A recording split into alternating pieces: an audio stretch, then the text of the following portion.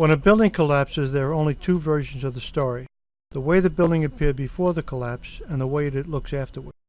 It was up to Gen Tek and the expert team to investigate and develop the third scenario, the cause of the collapse.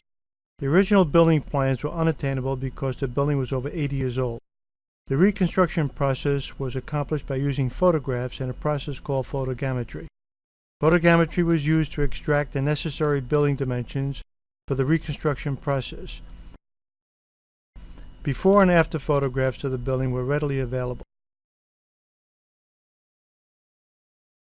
The six-story building was a masonry structure supported with steel beams and columns. A large second-story marquee was attached to the third-floor spandrel beam by four 1.5-inch steel tie rods.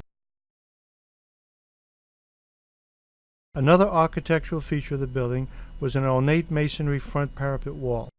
Photographs indicate that sheets of plywood were placed on the front and rear of the aging parapet wall to assist in its support.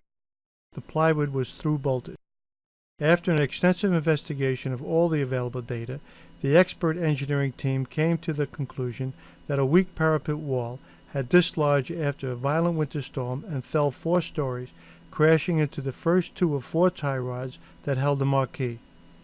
The impact force was so great that the 1.5-inch steel tie rod snapped and exerted enough force to dislodge the third-floor spandrel beam from its support position. Once the spandrel beam and the column it was connected to were out of their support positions, an inevitable chain of events followed.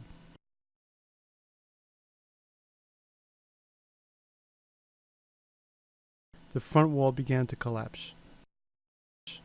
The excavation site engineer and a group of personnel from the building owners had inspected the foundation and the west wall less than 24 hours prior to the collapse. All agreed there was no indication that the building was in imminent danger of failure. Any forensic data that may have proved that the rock supporting the foundation had failed prior to the collapse was destroyed when the west wall of 328,000 pounds or 164 tons of static weight collapsed onto the foundation.